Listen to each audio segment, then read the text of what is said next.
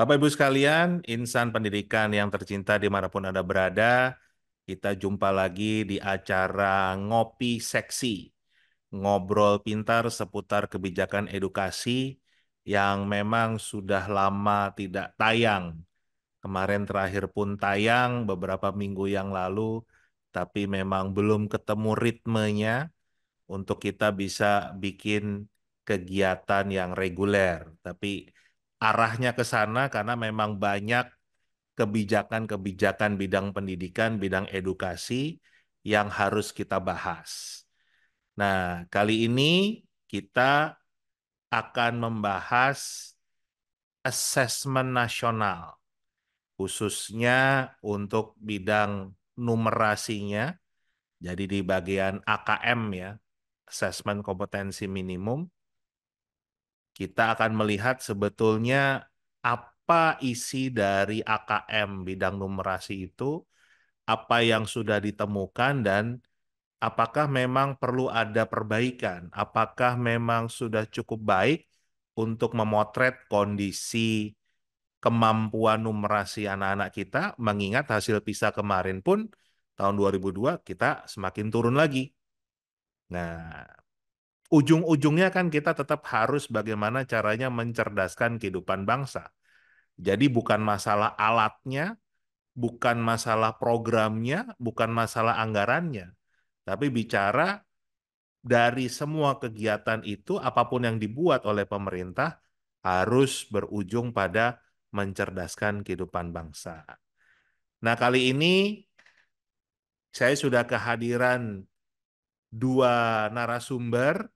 Yang pertama ada Mbak Dita Putih Saraswati. Apa kabar, Mbak Putih? Kabar baik. Terima kasih ini sudah gabung lagi di acara Ngopi Seksi. Kita akan bahas tentang AKM ya Mbak ya, tentang asesmen nasional. Mungkin kalau ada waktu kita bisa nyentuh sampai ke rapor pendidikan. Kemudian narasumber berikut adalah Mbak Hana Sofiana. Halo Mbak Sofi, apa kabar? Baik, Pak Indra. Alhamdulillah baik. Terima kasih ini sudah berkenan untuk gabung. Ini perdana ya di Ngopi Seksi. Iya, Nah, terima kasih atas undangannya juga. ya sama-sama Mbak.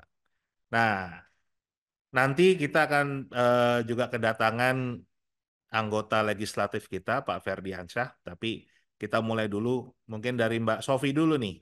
Bicara tentang apa yang sudah ditemukan, apa yang mau di-share tentang asesmen nasional khususnya di bidang numerasi. Silakan, Mbak. Baik, Pak Indra, saya izin share screen ya, biar nanti ada gambaran apa sih yang akan dibahas. Jadi, disclaimer dulu, saya bukan ahli assessment, tapi memang saya tertarik terkait topik ini gitu ya, terkait topik assessment ini. Dan kenapa saya mengulik ini, tadinya di awal tuh memang karena saya sedang membuat proposal penelitian gitu untuk studi lanjut saya di S2 dan saya jadi mempelajari dokumen-dokumen tentang AKM itu sendiri gitu karena saya backgroundnya pendidikan matematika sehingga saya mau fokus di sini AKM yang terkait dengan numerasi gitu. Nah, seperti kita tahu bahwa ujian nasional tuh sudah mengalami sejarah yang panjang gitu ya di pendidikan nasional kita. Dan mulai di tahun 2015 kalau tidak salah itu zamannya Pak Anies Baswedan sebagai menteri, UN sudah tidak lagi menjadi syarat kelulusan gitu ya. Nah, jadi itu sebuah apa ya, saya bisa bilang progres yang baik karena memang kita tahu standardized test sendiri, salah satunya UN itu punya banyak sekali kelemahan atau kekurangan gitu yang mana misalnya punya dampak secara psikologis ke anak gitu, yang menimbulkan kecemasan berlebih gitu ya. Terus kita tahu kecurangan ada di mana-mana sehingga inisiatif bahwa UN ini tidak lagi menjadi syarat kelulusan itu sebuah progres yang kita perlu apresiasi. Lalu eh, setelahnya tapi UN tetap dilaksanakan untuk memetakan mutu pendidikan. Dan di tahun 2020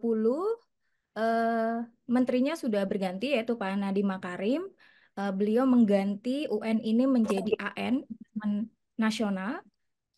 Walaupun inisiasi tentang AN ini sudah pernah disampaikan di tahun 2019 dan direncanakan dilakukan di 2020, namun karena pandemi, seperti surat edaran yang ada di situ saya tampilkan, UN Assessment Nasional, pengganti UN itu tidak dilakukan karena pandemi gitu ya.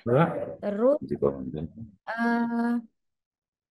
jadi pertama kali AN dilaksanakan itu kapan sih?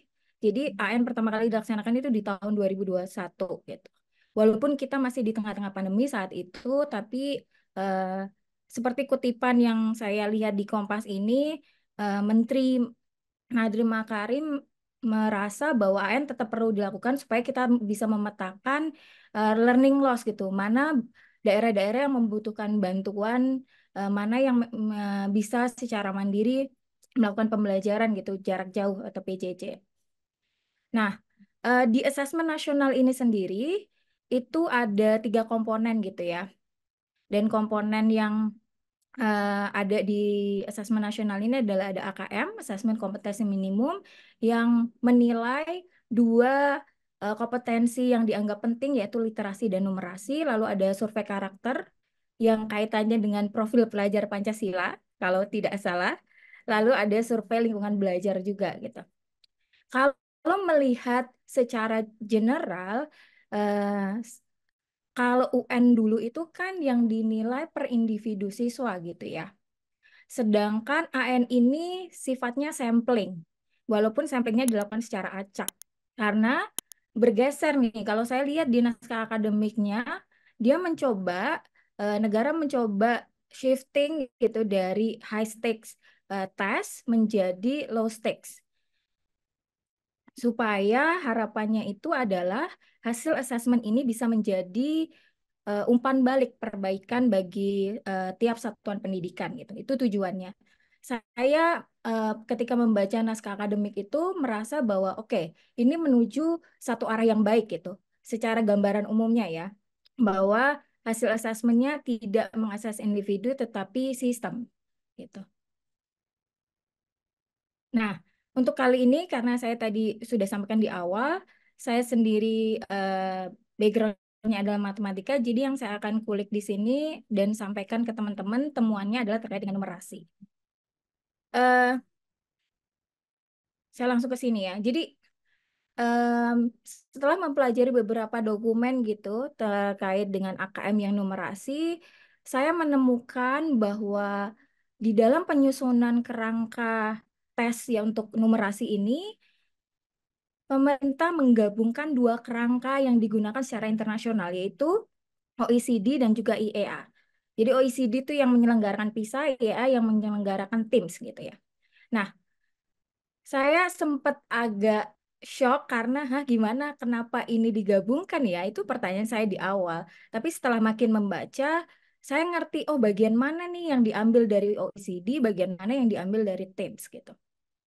Nah, seperti yang saya perlihatkan di slide ini, hasil temuan gitu ya, hasil analisis dari dokumen yang saya punya, itu di dalam penyusunan tes itemnya AKM ini yang numerasi, itu ada 3 elemen gitu ya. Yang pertama elemen konteks, yang kedua adalah elemen konten, yang ketiga adalah kognitif.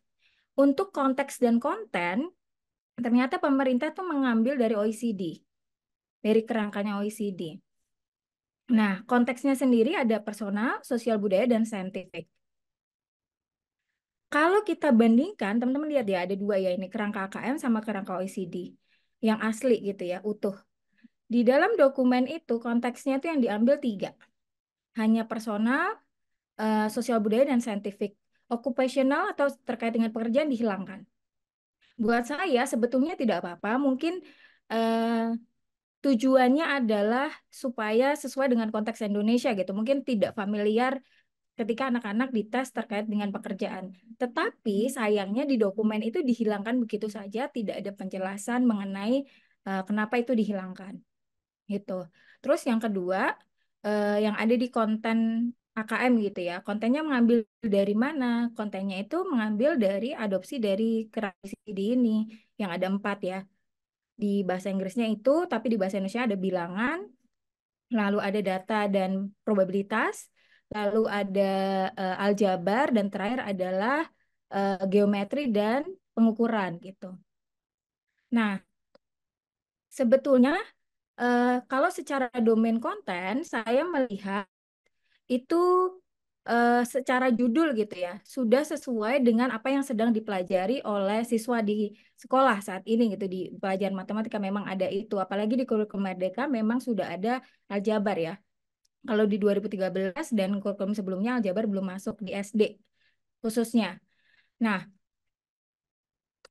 namun pas saya baca lagi lebih lanjut terkait kerangka OECD itu sendiri, eh, konten dari setiapnya itu sangat luas. Kenapa? Karena kita tahu bahwa PISA itu ditujukan untuk siswa umur berapa? 15 tahun. Sehingga apa ya, kedalaman dan keluasan dari kontennya akan sangat berbeda. Kita tahu sendiri AKM itu ditujukan ke 3 jenjang yang berbeda.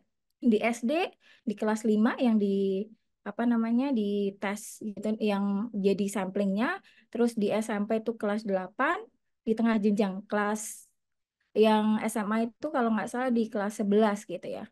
Dengan harapan hasilnya bisa untuk perbaikan sisa masa studinya gitu selama di sekolah. Nah, saya mau balik lagi tentang domain konten ini karena domain konten ini itu tadi berbeda ya karena targetnya berbeda. Saya khawatir eh, akhirnya nanti banyak sekali ketidakselarasan gitu ya antara apa yang diujikan dengan domain konten yang ada di kurikulum kita.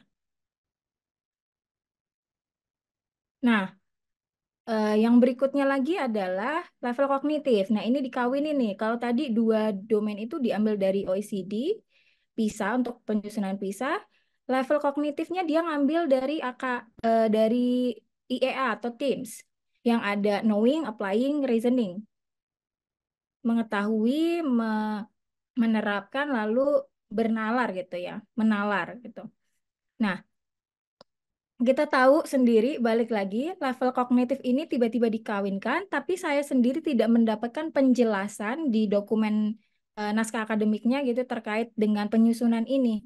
Bagaimana 2 buah kerangka yang sangat berbeda tiba-tiba diambil beberapa bagiannya lalu disatukan dan dipakai untuk menyusun sebuah eh, asesmen nasional gitu. Nah, buat saya itu sebaiknya ada kajian, mungkin ada piloting gitu, ataupun memang kalaupun sudah, kenapa tidak disampaikan atau dibagikan gitu hasil dari piloting tersebut. Jadi, kalau di tim sendiri itu betul-betul dipertimbangkan gitu. Misalnya di kelas 4 di SD. Rasio dari masing-masing level kognitif ini jelas. Misalnya knowing-nya ada 40%, applying reasoning itu 40 dan 20. Lalu bergeser nih ketika tingkatan kelasnya lebih tinggi, reasoningnya lebih banyak gitu karena dianggap dasarnya sudah tahu, knowingnya dikurangin. Nah, pas saya baca lebih lanjut lagi tentang bagaimana sih Teams ini juga eh, disusun gitu ya. Memang dia itu lebih berdasar pada soal-soal yang kaitannya dalam pengetahuan dan skill yang ada pada kurikulum gitu. Jadi kurikulum coverage gitu lah bisa dibilang seperti itu. Sedangkan si PISA sendiri itu berbeda. Dia itu ingin melihat bagaimana skill dan pengetahuan itu digunakan dalam konteks-konteks yang luas di berbagai konteks itu gitu. Di konteks-konteks yang tadi saya sebutkan bisa personal, bisa sosial Wah, ataupun eh, science gitu ya. Nah, ini tuh saya mendapati kedua kerangka ini disusun walaupun sama-sama matematika, tapi fokusnya tuh sangat berbeda. Target siapa yang di apa namanya di assess juga berbeda. Nah, ketika itu digabungkan, tentu harusnya ada kajian mengenai ini. Itu yang saya pertanyakan sebetulnya. Tidak tiba-tiba digabungkan begitu saja.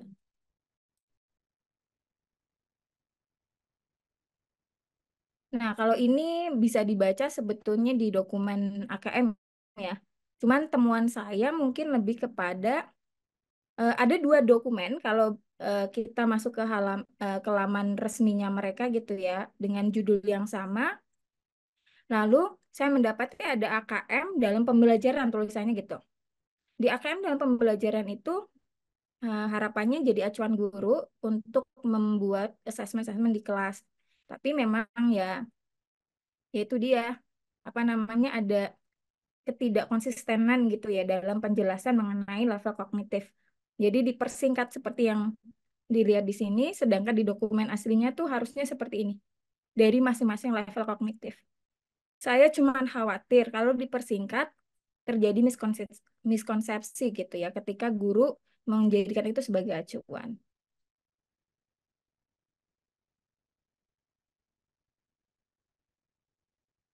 Nah, ini tadi sebenarnya sudah saya sampaikan. Lalu berikutnya, yang saya temukan juga kan mereka coba kasih kayak panduan gitu ya. Contoh-contoh soal yang mungkin akan muncul di AKM. Nah, ini contohnya ternyata level kognitifnya itu ada yang digabungin, tuh knowing dan applying. Misalnya untuk menyelesaikan soal yang seperti yang saya ambil di sini, ini soal beneran yang di dokumen mereka gitu ya. Cuma yang saya sesalkan lagi juga dan pertanyakan adalah, ini konteksnya apakah Indonesia? Ini mata uang mana, ini konteks mana, ketika ini dibaca oleh guru di daerah gitu ya, atau murid sebagai contoh, bagaimana dia bisa memahami gitu. Katanya pakai apa namanya, kontekstual gitu ya. Kontekstual yang seperti apa nih? Jangan sampai cuman hanya ada konteksnya, tapi tidak dipertimbangkan itu konteks di mana gitu. Itu juga penting sih untuk dipahami. Em, nah, saya sedikit tadi kayaknya ada yang kelewat. Kalau kita, dan ini penting, balik lagi ke sini, kita tahu ya kerangka OECD sendiri itu adalah sebuah kerangka yang tidak bisa Bang, dipahami perbagiannya, tapi emang keseluruhan. Pak Ferdi bisa memberikan tanggapan selamat sore nih Selamat sore, ini Pak. Sore masih Pak dari Ferdi, Saya Dr. sehat Dr. Pak Doni. Ferdi. Bu Putih, udah lama kita nggak berkol sua. Saya juga ini berkali-kali lama Pak Indra mau kopi darat belum sempat ini. Nah, pertama-tama selamat Pak terpilih lagi Iya, menjadi alhamdulillah anggota DPR RI. Ini Selamat. yang periode ke baru ke-6. mantap. 6. Nggak usah Siap-siap ganti. kita kasih masukan terus nih ya. Ya. Harus dikawal sama Ibu Putih sama Bu Hana. Sama Pak Indra pasti dikawal sama Pak Indra. Jadi Nah gini, ini Pak, minta tanggapannya Pak. Ternyata asesmen nasional kita perpaduan antara rawon sama kebuli Pak. ya, Nggak karena nyambung. gini Pak Indra, dari awal ketika kami tanyakan di Komisi 10, apa sih yang akan dipersepsikan terhadap asesmen nasional? Nah, ada yang prinsip yang mendasar adalah kalau ujian nasional itu kan orang, Ya, tapi ases orang per orang, maksud saya kan, artinya ya, perwakilan kelas 6, jadi yang benar-benar kelas 6 SD, kelas 3 SMP, 3 SMA. ya, Tapi kalau bicara asesmen nasional, perwakilan dari masing-masing apa ya memang itu kayak kita di kasarnya di lotre, diundi. Siapa wakil dari ini?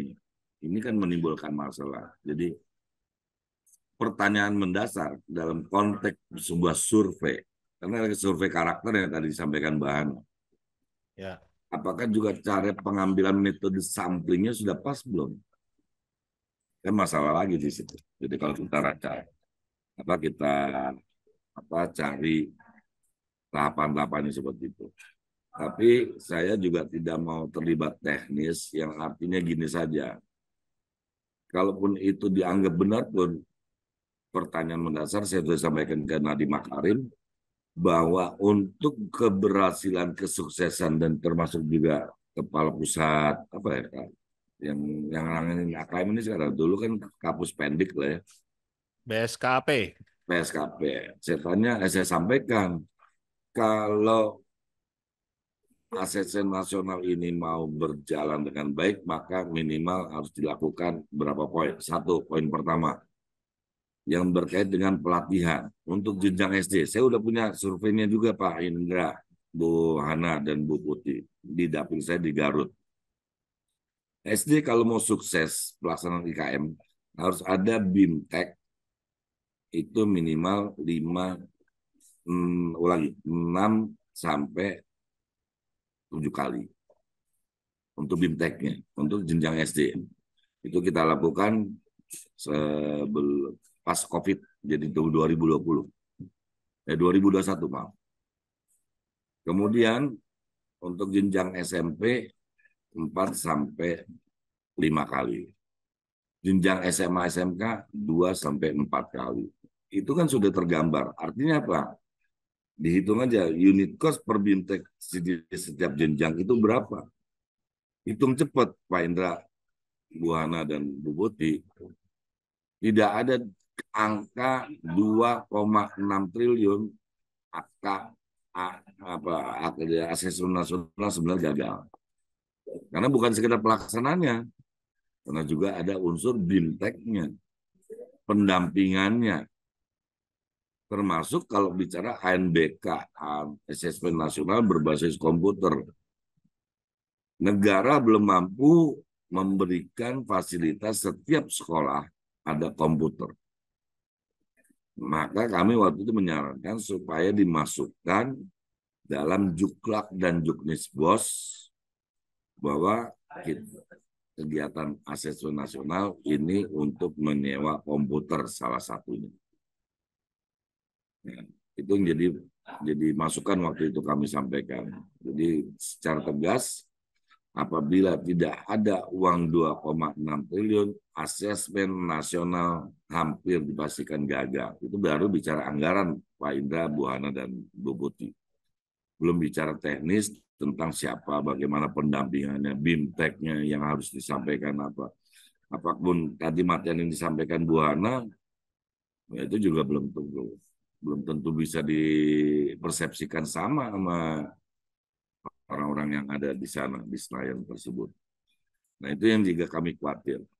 Yang menarik, Pak Indra, yang menariknya, cuma saya salah waktu itu orangnya akhirnya ampun, tidak mau dilanjutkan.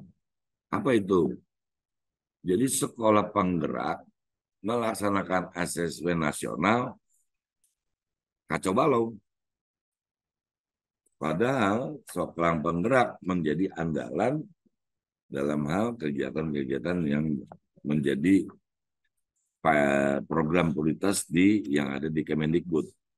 Cuma orangnya nggak mau diangkat, jadi ya udahlah, ya ampun. Nah, yang menarik kembali adalah selama ini kita tidak pernah mengungkap, ya kan, katakanlah mengkaji 4 hal untuk sebelum masuk asesmen nasional. Sejarah pelaksanaan evaluasi pendidikan, yang kedua proses penetapan standar evaluasi, yang ketiga kontroversi penyelenggaraan evaluasi, yang keempat berakhir kenapa memang asesmen nasional harus dilakukan. Ini dalam konteks teori kebijakan publik ya saya kutip. Nah, saya ambil masukan juga, ternyata survei kesiapan guru dalam asesmen nasional ngeri-ngeri sedap nih Pak Indra, Pak Bu Dita, dan Bu Hana. Memang cenderung siap, tapi ketika pelaksanaan amburadul. Nah, kalau survei kesiapan guru 77% kesannya siap. Cenderung tidak siap 23%. Tapi saya juga bingung kok pelaksanaannya tidak sesuai dengan harapan. Nah, yang jadi masalah juga pengertian. Nah, ini dia. Saya masukkan juga dari kemarin itu ada penggabungan penelitian kuantitatif dan penelitian kualitatif. Ini menarik. Dari segi teoritis memungkinkan apa enggak? Karena pengertiannya adalah beda antara kuantitatif dengan kualitatif. Yang menarik lagi, di semua jenjang guru menyatakan lebih siap daripada siswa dalam menghadapi. Jadi pertanyaan saya, ini ada untuk siswanya, apanya untuk gurunya saja? Pasti kan kalau bicara pemetaan semuanya. Pemetaan itu harus pemetaan sekolahnya by system, perangkatnya, guru, siswa, tenaga pendidik. Nah, itu yang harus dikatakan. Nah, oleh karena itu, yang jadi menarik, di semua jenjang guru menyatakan siap, lebih siap daripada siswa. Ya pasti. Tapi siswanya nggak siap. Belum yang secara psikologis. Jadi kalau ibu-ibu, terutama ibu-ibu ya, psikologis jadi menarik, Bu Putih, Bu Ana. Anak itu umur 8 tahun setengah, kelas 3, mau naik. Itu sudah bisa langsung melakukan protes. Kenapa dia yang terpilih untuk mengikuti asesmen nasional? Apa hebatnya dia daripada saya? Coba, kelas 3 SD udah bisa protes gitu, Bu Ana, Bu Putih. Dia bisa kelas SD berusia hampir 9 tahun sudah mengklarifikasi, mempertanyakan. Kenapa dia yang terpilih mengikuti asesmen nasional? Apa kelebihan dia daripada saya? Ngeri kan?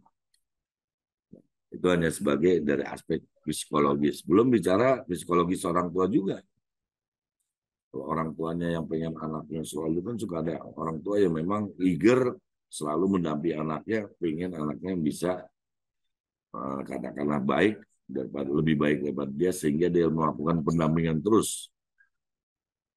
Jadi kecewanya juga kecewa terjadi di anak, kecewa juga terjadi di orang tua.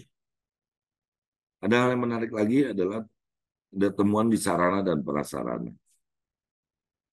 Siswa sebagian siap, guru mayoritas siap, dinas siap-siap aja. Ya kan? Ini kategorinya.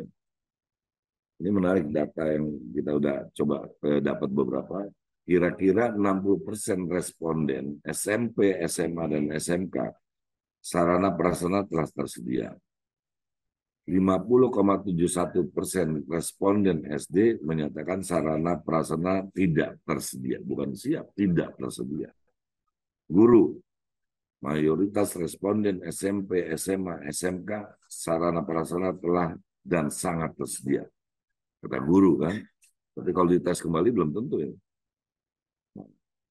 Responden SD cenderung menyatakan tidak tersedia. Padahal bicara asesmen nasional yang paling banyak kita kan tahu ada kan sekolah SD 147.864. Mudah-mudahan nggak berubah lagi tuh angka. Yang paling banyak. Jadi kalau bicara yang siap cuma SMP, SMA, SMK, ya terus berarti elementary school pernah kalau nggak salah saya menyitir pernyataan Bu Dita. Kemampuan dalam konteks numeriknya kacau beliau, kata Bu Dita ya. Kira-kira gitu. Dulu kan kita 2 tahun yang lalu atau setahun setengah yang lalu berdiskusi Bu Dita tentang kemampuan, termasuk yang disampaikan dulu oleh Pak Indra juga mengenai kemampuan numerik sekolah kita ternyata jeblok. Dinas siap, tetap mengusahakan bantuan dan menyarankan sinergi dan kolaborasi. Ya akhirnya bingung sendiri dinasnya. Ya harus sinergi, kita tidak bisa jalan sendiri dan bla bla bla bla. Oleh karena itu sarana dan prasarana yang sudah ada mayoritas hasil pengadaan untuk keperluan UNBK sebelumnya. Nah, jadi ANBK yang sesungguhnya menyiapkan sarana belum. Ini adalah peralatan UNBK, bukan peralatan yang memang disiapkan untuk ANBK yang sudah tersedia berjalan. Jadi saya ulangi, yang ongoing peralatan ANBK sesungguhnya adalah X daripada yang dipakai di UNBK.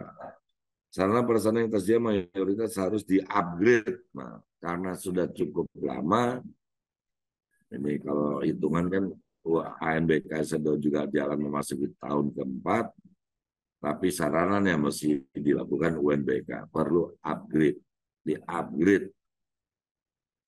Nggak tahu lagi ini duit berapa lagi harus dibuang di sini.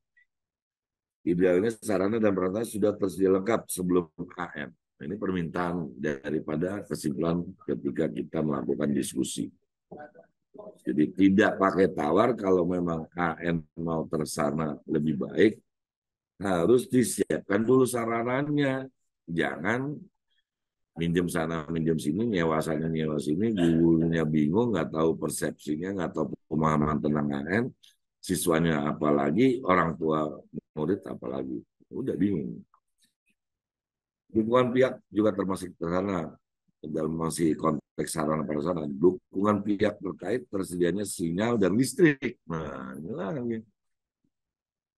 Kok dipaksakan banget sih AN untuk bagian belum dapat listrik dan nggak punya sarana prasarana? Kenapa nggak itu di skip dulu? Jadi AN wilayah perkotaan dulu. Kalau kabupaten kota harus dirambah secara masif. Saya bukan nggak percaya, tapi saya punya keyakinan sangat berat sekali untuk dilakukan AN secara masif dan harus terlaksana dengan baik untuk seluruh jajaran sekolah di Indonesia. Yang selanjutnya kita masuk kategori efektivitas peraturan. Ya, jadi aturan ini juga kalau lebih pada konsepsi lah kalau saya Pak Indra ya. Ya harus dipertegas dulu nih konsepsi tentang AN itu jangan ya dianggap orang harus mengerti, dicari jalan keluar, dicari bridge-nya supaya apa yang kita maksud misalnya kita sebagai pelaksana itu dimengerti oleh pihak masyarakat. Nah, ini kan nggak ada jembatan, tiba-tiba AN harus begini. Jadi sifatnya instruksi.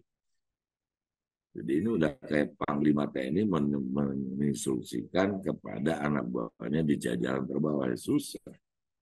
Sekali lagi kan mengingatkan pendidikan adalah termasuk bidang yang diotonomikan, tidak vertikal. Beda dengan bidang-bidang yang lima atau 6 bidang tersebut. Nah, efektivitas prasarana, jadi ada konteks hierarkinya, konsistensinya, sarana prasarana.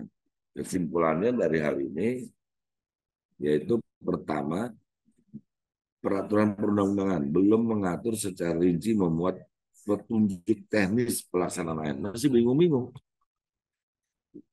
Kami kunjungan Pak udah ngumpulin satu gugus dengan berapa kalau tidak salah 12 SD di Kabupaten Garut, 14 SD.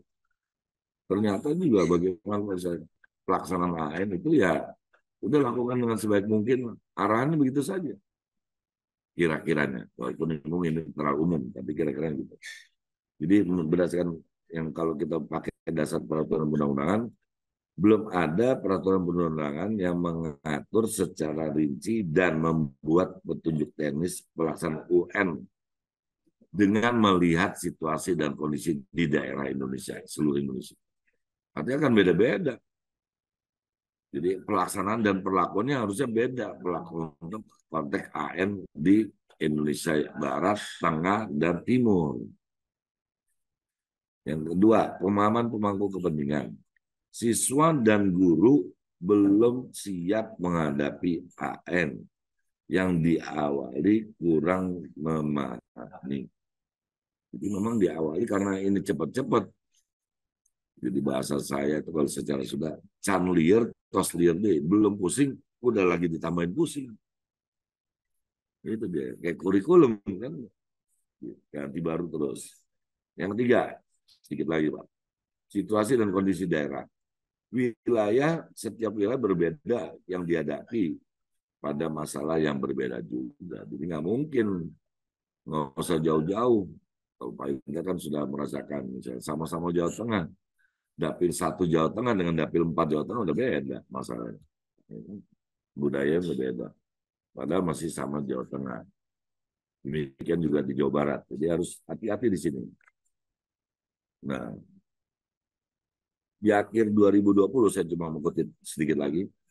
Pemangku kepentingan memahami pelaksanaan AN hanya AKM saja. Nah, tadi Mbak Hana ada benar. Jadi di bawah, Bu, anak nggak ngerti survei karakter, nggak ngerti, taunya AKM. Jadi AN dipahami hanya AKM bagi orang tua siswa. Jadi nggak tahu.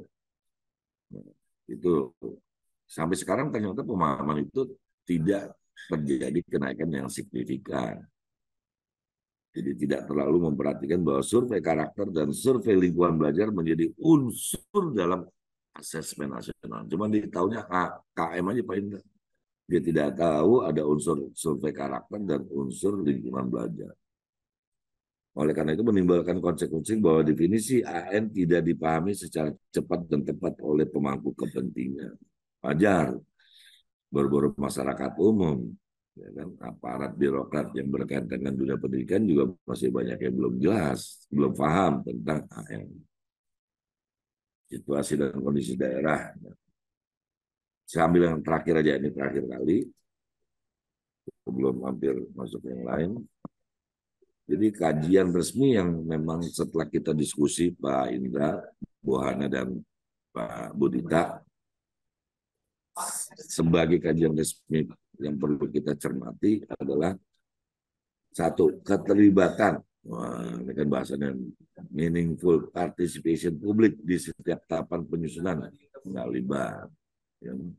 Itu udah rahasia umum ya Pak Indra ya. Setiap membuat kebijakan kan tidak ada meaningful participation. Nah, Pak Indra cengar-cengir aja ya. Peluang realisasi. Beda realisasi si A, si B, si B. Jadi kayak arisan. Padahal AN itu kan harus dilaksanakan secara serempak dengan waktu yang bersama. Kemudian yang selanjutnya, kejelasan target dan sasaran. Nah, target AN untuk wilayah Jakarta Barat ngapain sih? Udah ada belum? Kita kan selama ini belum nemuin itu ya Pak Indra ya. Target AN di wilayah Jakarta Barat, di wilayah Jakarta Timur, di wilayah Jakarta Selatan belum ada. Saya udah cek Pak, nggak ada. Jadi ketika kita mengatakan misalnya perbandingan konteks OECD tadi sampaikan Bu Hana, ya mohon maaf, itu hanya sebuah kata-kata. Nggak kan? Karena target pencapaian target, jadi kalau outcome-nya mau seperti output-nya seperti apa, bahan bakunya seperti apa, kan harus bisa dijawab. Tapi kenyataannya kan tidak. Tadi target, kejelasan tolak ukur keberhasilannya. Kalau surveinya 8, ya kalau dapat apa di kategorinya kan belum ada ya. Saya nggak tahu nih kalau mohon saya informasi balik dari Pak Indra, Bu Hana, dan Mbak Putih. Kalau surveinya 8, itu kategorinya apa? Jadi survei karakter apa asesmen nasional itu konteksnya misalnya apakah yang tinggi itu otomatis bagus, yang rendah itu otomatis jelek. Kan kita harus disepakati bersama dulu. Kejelasan dasar hukumnya, yang selanjutnya sinkronisasi dan harmonisasi antar peraturan dan antar kebijakan agar tidak tumpang tindih. Nah, tumpang tindih ini biasanya terjadi kan. Nah, terakhir, benar-benar terakhir nih, saya mencoba membuat 3 rekomendasi. Mudah-mudahan ini, tapi ini untuk 3 elemen, yaitu siswa, untuk guru, dan untuk dasar hukum. Untuk siswa, berdasarkan jenjang dan pelaksanaan dengan melihat hasil survei kesiapan responden siswa, sosialisasi, pendampingan, dan BIMTEK secara tatap muka terbatas bagi siswa dilaksanakan minimal 3 kali untuk seluruh jenjang. Ini sebenarnya kesimpulan saya terlalu berani. Tapi kita optimis. Sebenarnya sangat kurang Pak Indra, Bu Hana, dan Bu Putih. 3 kali itu kurang. Tapi ini ya kita optimis. Rekomendasi untuk guru yang juga berdasarkan hasil survei kesiapan responden guru dititik beratkan pada sosialisasi, pendampingan, BIMTEK, sosialisasi pendampingan, BIMTEK untuk guru secara umum sebenarnya masih diperlukan minimal 2 kali. Nah, yang terakhir perbaikan dasar hukum. Perbaikan diperlukan dasar hukum untuk menjamin penegakan hukum. Penyempurnaan dasar hukum juga dimaksud agar tercapai pemenuhan standar sumber daya manusia yang berpendidikan, terampil dengan mengorganisasi yang baik, peralatan yang memadai, keuangan yang cukup. Kalau saya sudah mengutarakan Pak Indra ke itu kepala presiden Sekarang apa sih namanya?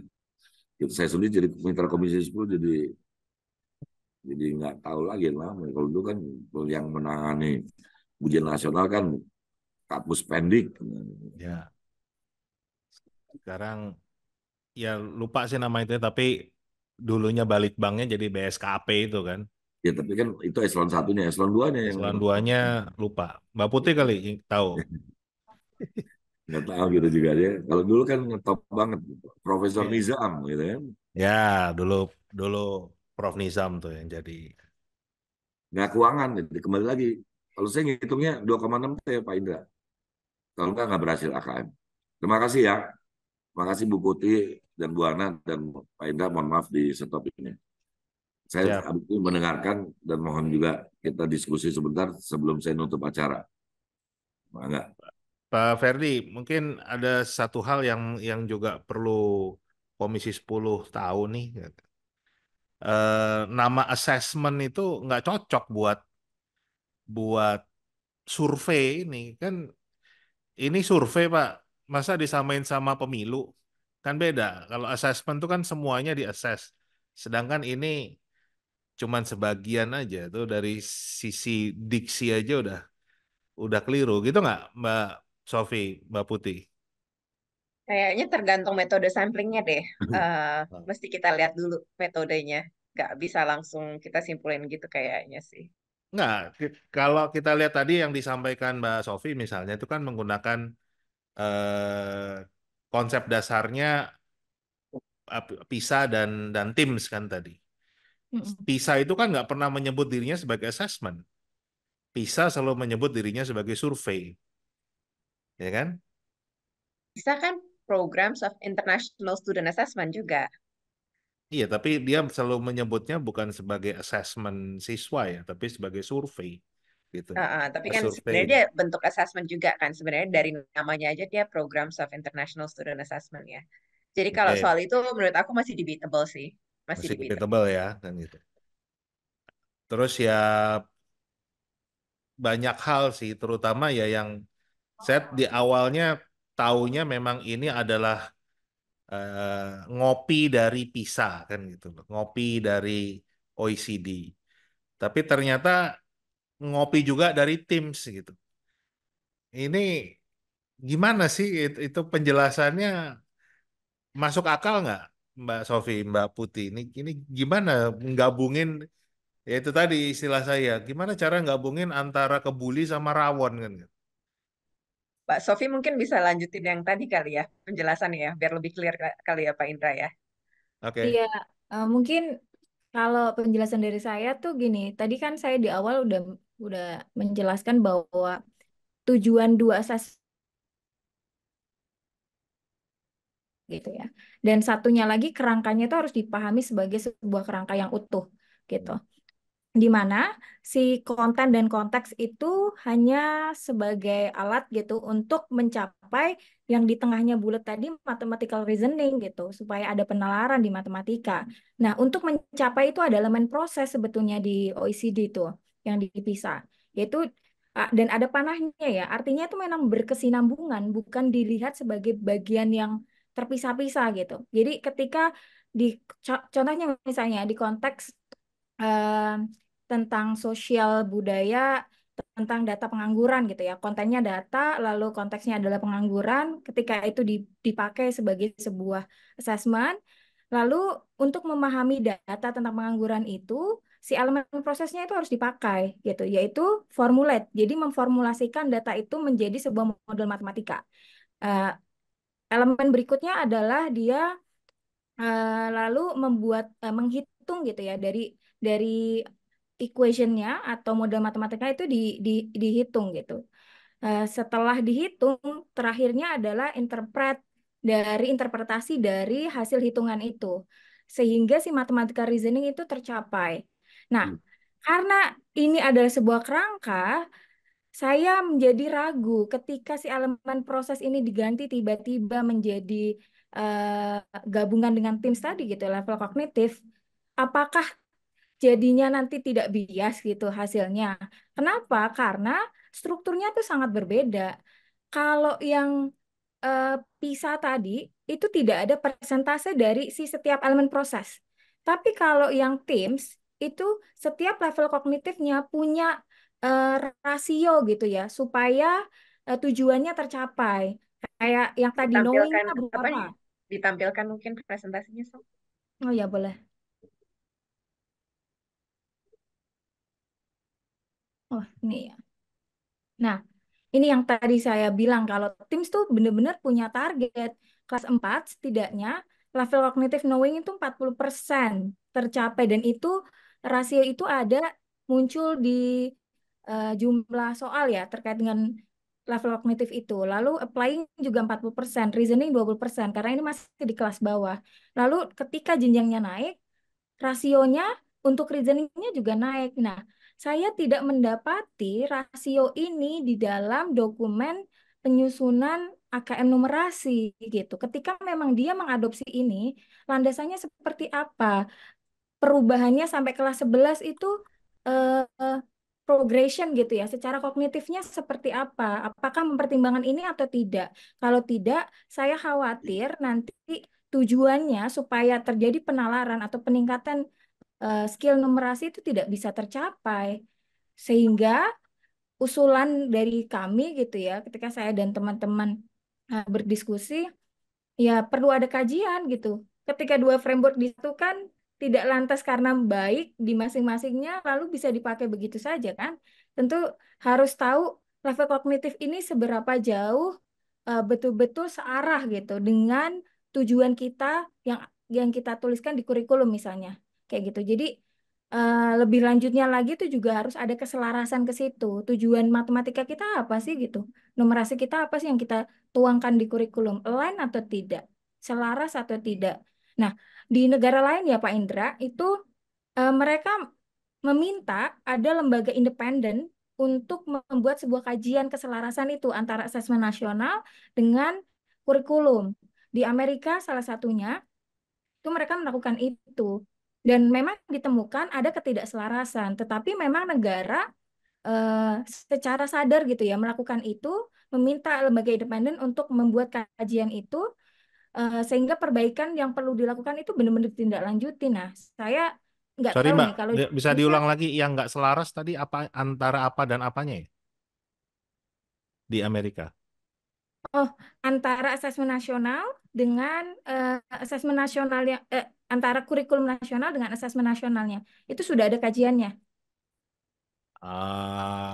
di tiga Maksudnya negara ya di ma- tiga maksud negara bagian. maksudnya bukan asesmen nasional mereka maksudnya eh, ini kan apa namanya state examnya mereka itu kan Betul, ya. Di state setiap exam negara bagian itu kan bagian. punya assessment ya. Nah, itu coba dilihat keselarasannya dengan dia menyebutnya konten standar ya. Sebenarnya itu kurikulum sih. Itu dikaji, Common ternyata Core itu ya.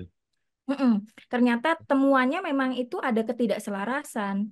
Cuman yang saya apresiasi dari studi itu adalah memang hasilnya betul-betul ditindaklanjuti oleh pemerintahnya untuk perbaikan. Dan proses itu saya rasa bisa juga dilakukan di Indonesia gitu ya. Apakah selaras atau tidak? Jangan-jangan ini kurikulumnya menyatakan apa, terus asesmennya mengakses apa gitu kan. Itu jadi kalau kedua arah yang berbeda ini akan berbahaya sih sebetulnya. Sayang sekali nanti jadi nggak jadi buang-buang anggaran gitu kan ya untuk menyelesaikan untuk menyelenggarakan ini kan tentu tidak murah. Sehingga sebaiknya ada kajian yang utuh gitu untuk melihat keselarasan itu seperti yang negara lain sudah lakukan. Ya diakui saja kalau memang ada bolongnya gitu, ada hal yang perlu diperbaiki. Itu yang saya harap muncul di pemerintahan sekarang. Oke. Kalau menurut saya sih, kalau mau membuat kajian tentang asesmen nasional kurang bermanfaat ya kan gitu, karena aslinya sendiri itu kan bukan bukan suatu apa ya istilahnya karya yang memang sebuah assessment yang dibuat khusus untuk di Indonesia. Semacam kalau ujian nasional gitu misalnya di assess itu bisa kan gitu. Tapi kalau asesmen nasional kalau kalau dokumen saja menunjukkan kalau mereka mengambil dari PISA dan TIMSS, kan jadi malah aneh kan gitu kalau kalau kita melakukan kajian itu. Malah sekalian saya mendingan nggak usah dipakai lagi kan. Benar-benar dikonstruksi ulang ya, Pak. Pak Indra, mungkin saya boleh tambahkan ya Pak Indra. Silakan Mbak Putih. Mm-mm. Jadi asesmen tuh kan kalau berdasarkan siapa yang melakukan kan jenisnya ada macam-macam ya. Ya, Ada asesmen oleh guru atau yang disebut teacher assessment. Biasanya guru yang melakukan asesmen terhadap pengetahuan, keterampilan, sikap, dan pandangan siswa. Lalu ada asesmen oleh siswa sendiri terhadap dirinya sendiri gitu ya. Artinya kondisi di mana siswa menilai dirinya sendiri terkait pengetahuan, keterampilan, atau sikap atau pandangannya gitu ya. Yang telah terjadi baik sebelum atau setelah proses pembelajaran terjadi. Lalu ada peer assessment dan juga ada assessment dari pihak eksternal gitu ya. Saya ya. memandangnya AKM ini kan asesmen oleh pihak eksternal. Biasanya di sini adalah proses di mana pihak eksternal yang tidak langsung berhubungan dengan guru atau siswa ya, secara langsung, jadi bukan yang mengajar langsung guru, melakukan asesmen terhadap pengetahuan, keterampilan, sikap, atau pandangan siswa. Nah, terlepas dari asesmen apa, jenis asesmen apa yang digunakan tadi, itu sebenarnya kan ada asesmen itu ada beberapa prinsip-prinsipnya.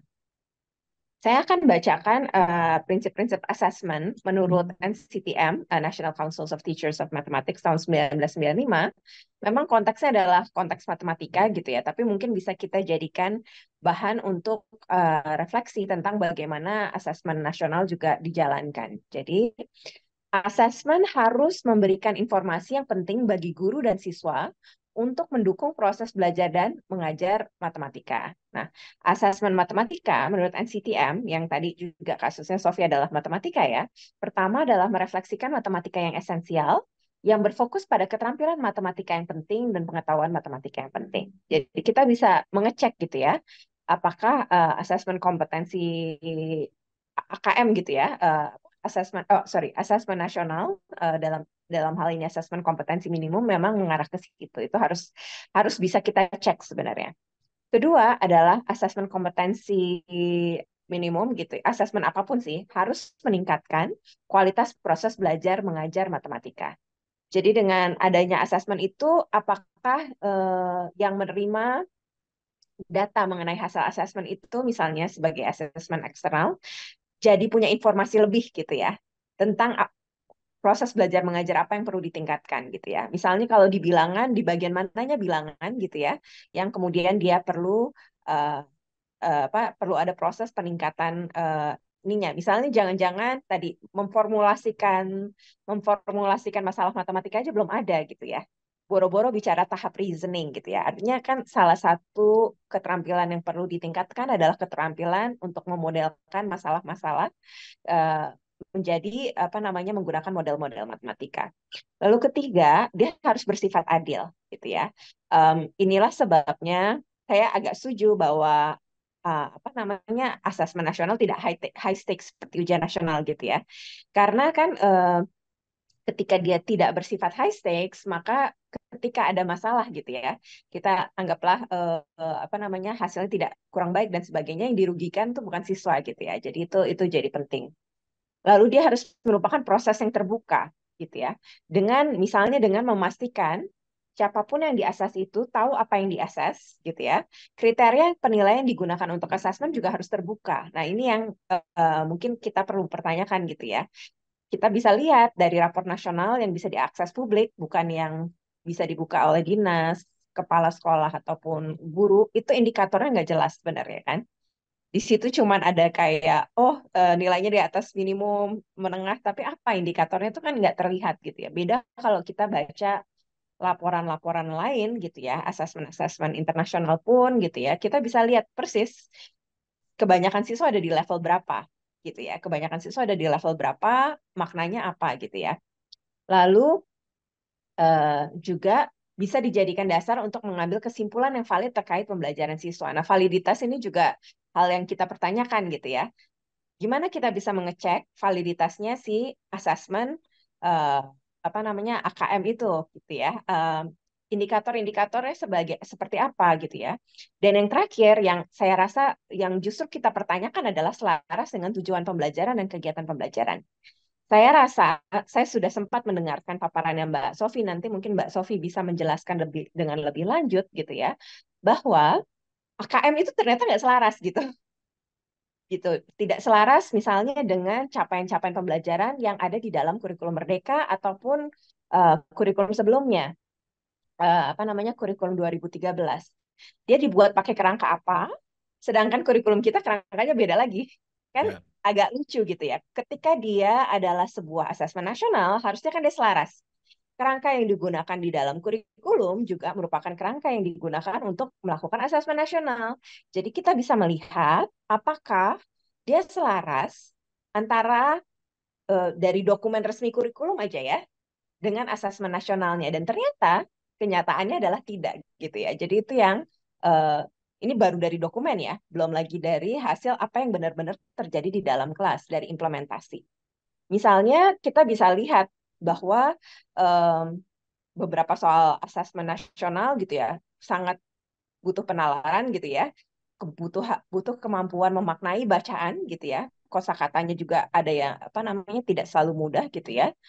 Tetapi apakah proses belajar yang seperti itu dilaksanakan di dalam kelas gitu ya? Itu juga kemudian nanti jadi pertanyaan seperti itu. Oke. Mbak Sofi, ada yang mau ditambahkan? Paling menambahkan tadi ya yang mengenai tidak selaras gitu ya. Kalau di kurikulum Merdeka sendiri itu ada tujuan tujuan pembelajaran matematika gitu ya.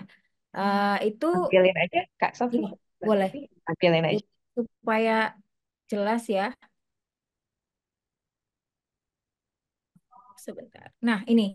Jadi di kurikulum Merdeka yang sebelah kiri itu saya ambil betul-betul dari dokumennya ada 6 tujuan si matematika itu sendiri gitu. Nah, dari 6 ini, walaupun tidak disertakan sumbernya dari mana, karena kami itu memang bergerak di bidang matematika gitu, di Gerakan Nasional itu sudah kurang lebih 5 tahun, kami membaca berbagai sumber, jadi kami tahu, oh ini ngambil dari mana ya gitu. Ternyata itu adalah gabungan dari dua eh, dua hal yang lain gitu, dua kerangka yang lain. Yang pertama adalah dari kecakapan matematikanya Kilpatrick. Namanya juga kecakapan, jadi itu bolehlah kami bisa terima bahwa itu bisa menjadi sebagai sebuah tujuan gitu ya. Itu ada di poin 1 dan 6. Itu bagian dari kecakapan matematika berdasarkan Kilpatrick. Sedangkan poin 2 dan 5 sampai 5 itu adalah standar prosesnya NCTM. Teman-teman aneh nggak di sini? Yang satu standar proses, yang satu adalah kecakapan. Ini di-blend menjadi satu, menjadi sebuah tujuan eh, kompetensi gitu. Kan standar proses itu adalah proses yang dilakukan supaya mencapai sebuah kompetensi kan. Nah, ini si proses itu dijadikan sebagai tujuan gitu. Itu agak kurang bisa dipahami secara utuh sih sebetulnya. Nah, dari sini aja udah buat saya dan teman-teman itu sebaiknya tidak begini gitu ya. Masa kompetensi dan proses ini dicampur menjadi sebuah tujuan. Ini di dokumen kurikulum Merdeka. Nah, ini satu kerangka yang berbeda dengan kerangka yang tadi saya sebutkan terkait dengan AKM. AKM tadi tujuannya berbeda sekali ya. Karena dia gabungin ya udah tujuan dari masing-masing apa namanya asesmen internasional tadi yang PISA dan TIMSS itu digabung begitu saja. Kan dua-dua itu punya tujuan yang berbeda. Kurikulum ini punya tujuan yang berbeda walaupun mungkin kalau kita melihat intersection-nya gitu atau kesamaannya adalah Ada penalaran. irisannya ya. Ada irisannya tetap adalah penalaran, tetapi detail-detail yang lainnya itu betul-betul berbeda gitu. Nah, ini berbahaya sih sebetulnya. Kalau kurikulumnya menuju kemana, asesmennya menuju ke arah yang mana lagi gitu berbeda, itu nanti asesmen ini tidak benar-benar merefleksikan dan bisa digunakan untuk perbaikan di kelas karena kan kerangkanya berbeda gitu. Guru mengacu ini untuk pembelajaran, sedangkan asesmennya disusun dengan kerangka yang lain gitu. Dan ya itu sih saya jadi mempertanyakan sebetulnya apakah emang dari dulu itu begini, mereka jalan masing-masing, Atau seperti apa? Saya melihatnya mereka cuman kayak eh, ngambil garis besarnya aja. Fokusnya ke literasi dan numerasi di kurikulum Merdeka. Lalu di asesmen nasional juga AKM-nya numerasi literasi, tapi turunan di bawahnya itu tidak dipertimbangkan secara detail gitu. Turunan dari tujuannya. Nah, itu yang seharusnya diperbaiki gitu, harusnya selaras buat kami sehingga betul-betul mengakses apa yang dipelajari siswa di eh, sekolah gitu bersama dengan gurunya supaya tidak ada apa ya deviasi gitu ya yang terlalu jauh antara apa yang dipelajari dengan apa yang diakses. Itu sih Pak Indra, tambahan dari saya. Oke. Kalau saya sih sebetulnya tentang model tes seperti PISA ya. Itu kalau buat saya sih mirip kayak medical check up, kayak kita cek di lab gitu. Jadi artinya nggak harus sesuatu yang kita pelajari dulu, tetapi betul-betul adalah habit kita atau apa yang sudah memang tertanam dalam diri kita, potretnya kayak apa. Kalau kalau kalau saya sih menilainya begitu ya, bagaimana PISA itu didesain, makanya PISA itu nggak pernah bisa dibimbelkan. Ya kan, PISA itu nggak pernah bisa dibimbelkan, nggak pernah kita bisa bisa menyiapkan diri untuk menghadapi tes PISA itu hampir nggak mungkin kan. Kan nggak mungkin juga kalau kita pengen gula darah kita misalnya normal gitu, terus kita sebelum sebelum apa cek darah banyak makan pare gitu misalnya kan kan nggak bakal menurunkan gula darah kita kan gitu. Itu pandangan saya sih ya kan gitu. Nah, akan ada beda lagi kalau kita bicara assessment of learning-nya kan gitu. Nah, itu yang mungkin bisa seperti ujian nasional, seperti state exam itu national exam itu memang assessment dari learning-nya. Nah, ini kan dua hal yang berbeda. Kalau saya sebenarnya gitu. Kalau dari Mbak Putih, Mbak Sofi gimana? Gitu nggak? Justru Apa itu memang mesti kita pertanyakan ya. Jadi Nah, asesmen nasional ini sebenarnya apa sih yang mau diukur gitu ya?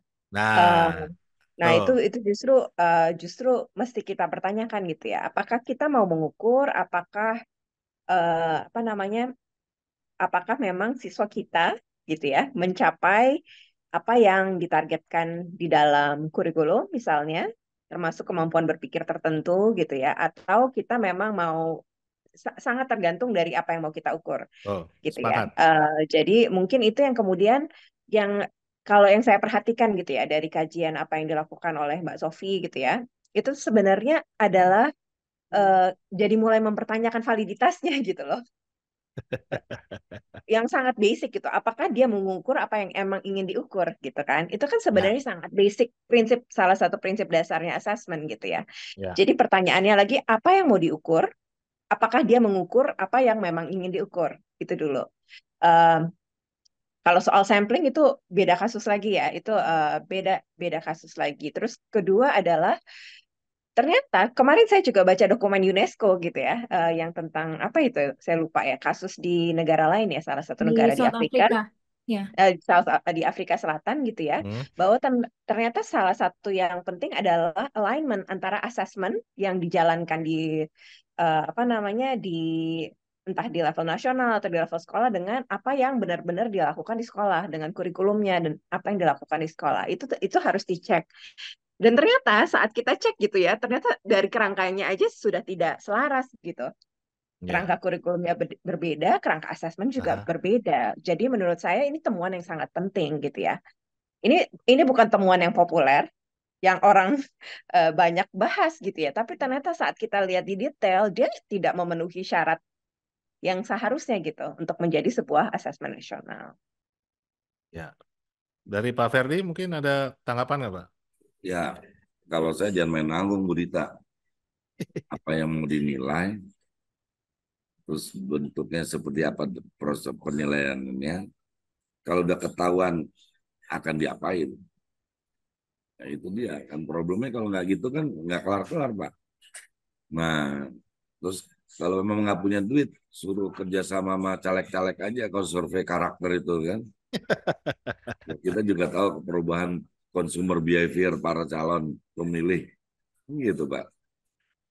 Ya, artinya ini walaupun guyon tapi jadi kenapa sih survei karakter terus. Nah, tapi kenyataannya kok nggak ketahuan orang perundungan. Ini di Malah mana semakin banyak sekarang ini. makin banyak. Jadi saya juga bingung, Pak. Jadi survei karakternya di mana? Nah, kenapa nggak sekalian ya udah total football aja survei karakter tanpa menyatakan bukan survei lagi, sensus karakter.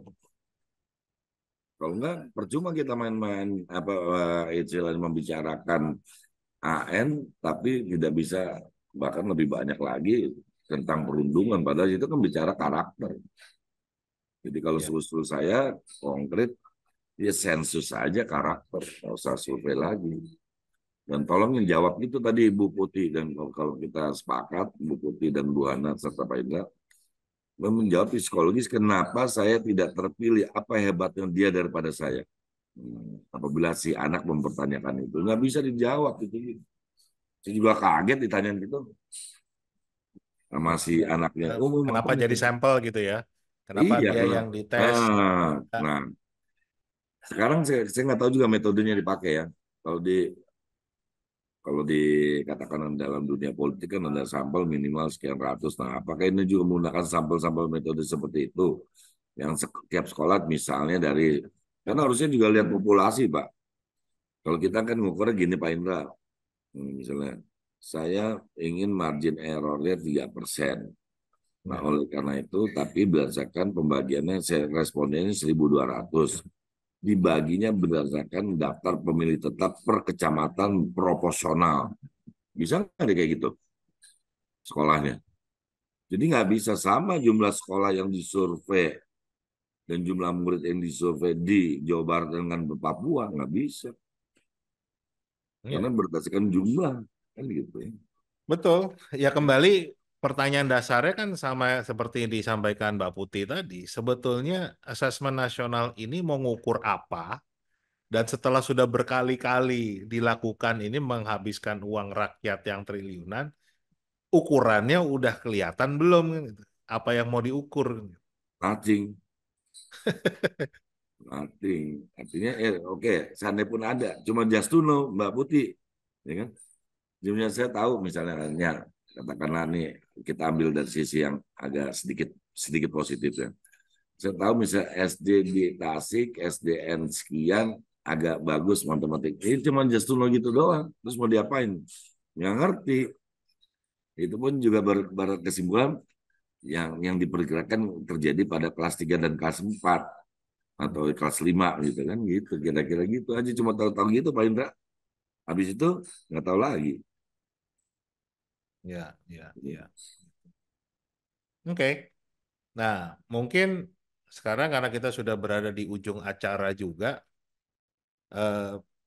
ini kan kita bicara juga sudah di akhir pemerintahan periode sekarang dan kita akan masuk ke pemerintahan yang baru, kan? Apakah asesmen ini adalah satu hal yang kita rekomendasikan untuk dilanjutkan atau lebih baik dihentikan karena sesuatu yang manfaatnya sangat minim, anggarannya besar.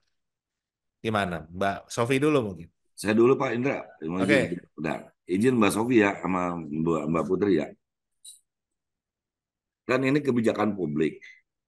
Tadi kan ada menarik meaningful participation. Ya kita langsung aja daripada main salah-salahan di sensus saja para pemangku kepentingan pendidikan mau dilanjutin apa enggak. Jadi kalau salah dasar sensus. Kalau benar dasar sensus. Gitu aja daripada nanti ini sih gara-gara kita nyerang terus mengkritisi Pak Indra, Pak Bu Putih, Pak Ferdi sama Bu Ana sehingga kita jadi goyang nih kan gitu kan. Jangan udah mendingan sensus saja. Satu. Yang kedua, kita paham pengganti UN karena berdasarkan Undang-Undang Nomor 20 tahun 2003. Nah, kita harus ada evaluasi. Sekarang evaluasi yang tetap yang bagus kayak gimana? Apakah seperti Kalau saya sekali lagi Pak Indra, kalau assessment ya harus nggak bisa pakai apa namanya perwakilan. Assessment ya harus pakai utuh. Ya. Ya kalau nggak nanti nggak kebaca. Ini kan, nah buktinya kita survei. Coba ada survei yang mungkin ini kemarin hasil untuk pileg. Kan kaget-kaget kita soal adanya hal-hal tertentu kan. Nggak nyangka terjadi kayak gini kan. Ya. Nah kalau terjadi consumer behavior yang berubah yang tadi penjelasan Bahana itu berubah survei karakternya. Ternyata 5 tahun yang akan datang 180 derajat. Mati kita pendidikan kita Pak. Oh iya. Mati kita Pak. Jadinya Indonesia cemas, Pak. Bukan Iya. Indonesia cemas. Mati kita. Itu yang saya khawatirkan Bu Putih itu. Ya kan, 5 tahun kita nggak sadar, perlahan tapi pasti terjadi consumer behavior yang berubah terhadap perilaku. Nah ini kan udah kebaca. Sekarang makin banyak guru melakukan sodomi atau pencabulan kepada siswanya gimana? Ya. Perundungan kelas 2 SD udah dirundung sama kelas 4 SD. Ya. Ini jadi problem lah. Jadi itu aja Pak Indra. Jadi sensus, kalaupun berani, kalau ya sensusnya agak murah, agak mahal, ya jangan sensus kayak pilpres sama pilpres. Jadi pakai sensus elektronik aja kan gitu. Jadi kayak apa namanya? Jejak pendapat polling. Tapi nyebutin Atau lama. atau minta kampus ya. Nah, Sekalian buat kampus. riset ya. Iya. Jadi Gitu, jangan Pak. kita nanti disalah-salahin, saling salah-salahan. Ini gara-gara Bu Putih, Bu Hana, Pak Ferdi, Pak Indra suka kritik kita jadi goyang di asesmen nasional. Jangan begitu dong. Oke, Mas Safi, Ya, silakan. ya Sekaligus saya amit mundur ya. siap, Ya, siap. terima Makasih kasih Pak Pak Makasih Ferdi. Ferdi. semuanya. Eh, Makasih ya Pak Indra, Pak Sama-sama Pak Ferdi, Bu sukses selalu. Putri, sama Bu Hana. Sama-sama. Assalamualaikum. Waalaikumsalam. eh, Silakan, Mbak Sofi. Kalau dari saya, usulan untuk pemerintahan yang baru ya, karena sebentar lagi kan berganti. Ya. Yang pertama, saya setuju dengan Bu Putih tadi bahwa harus didefinisikan ulang gitu ya, tujuan dari asesmennya apa. Dan sebaiknya perlu dibuat keselarasan dengan kurikulum.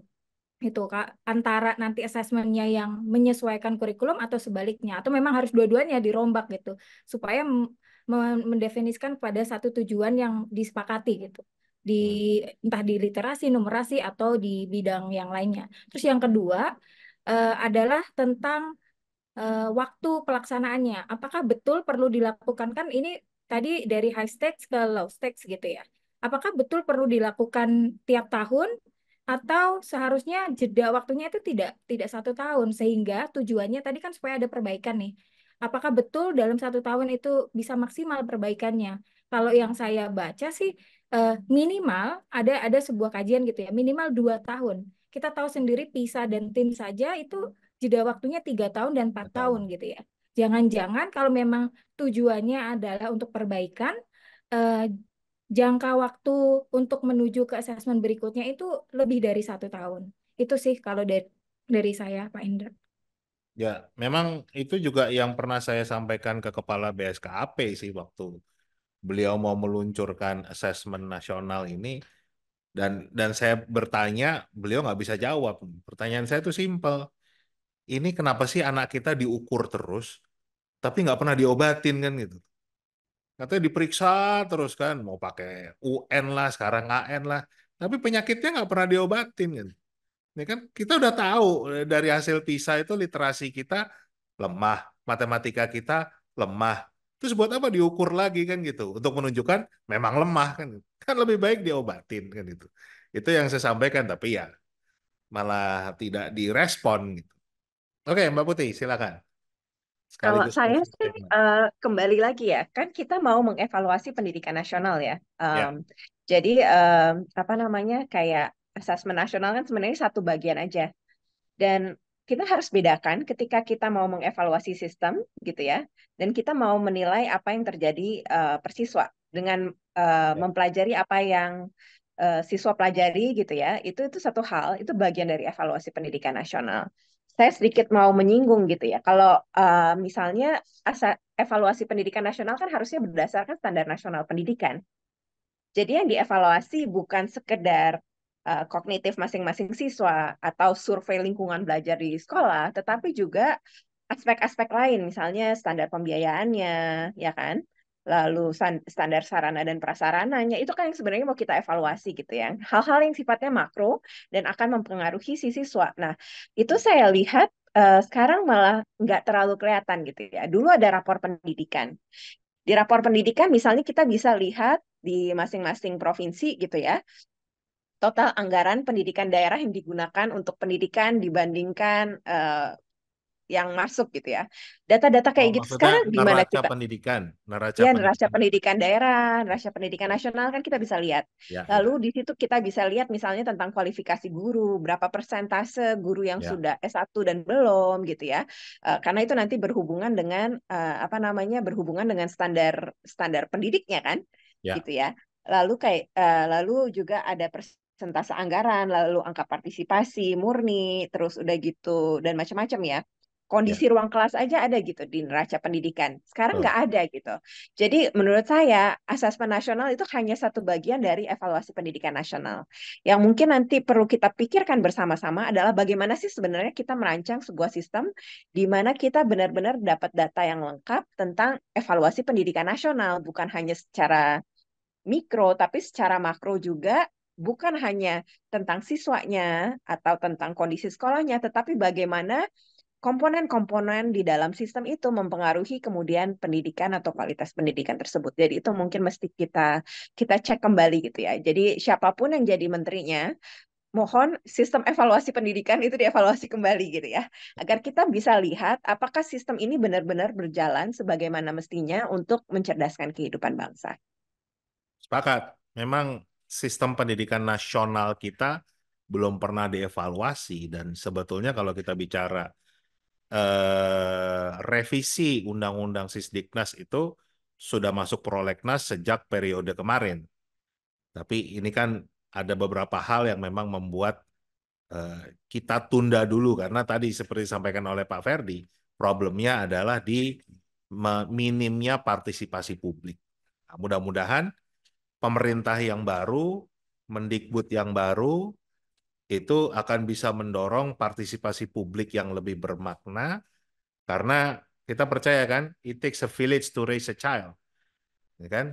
Butuh sekampung buat mendidik satu anak doang nih, apalagi kita bicara jutaan anak Indonesia, kita butuh kolaborasi. Nah, salah satu hal yang kita harus lakukan bersama, kita evaluasi sistem pendidikan nasional kita, asesmen nasional bagian dari situ, tapi secara utuh harus kita evaluasi dan kita susun lagi supaya cita-cita pendiri bangsa agar bangsa ini menjadi cerdas dapat menjadi kenyataan.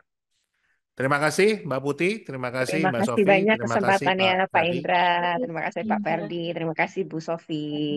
Kita sudah bisa ngobrol lagi di Ngopi Seksi, mudah-mudahan ini bisa didengarkan oleh para pembuat kebijakan.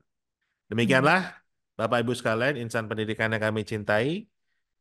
Kita sudahi dulu acara Ngopi Seksi dan kita akan jumpa lagi di topik-topik lain yang membahas tentang isu-isu kebijakan pendidikan.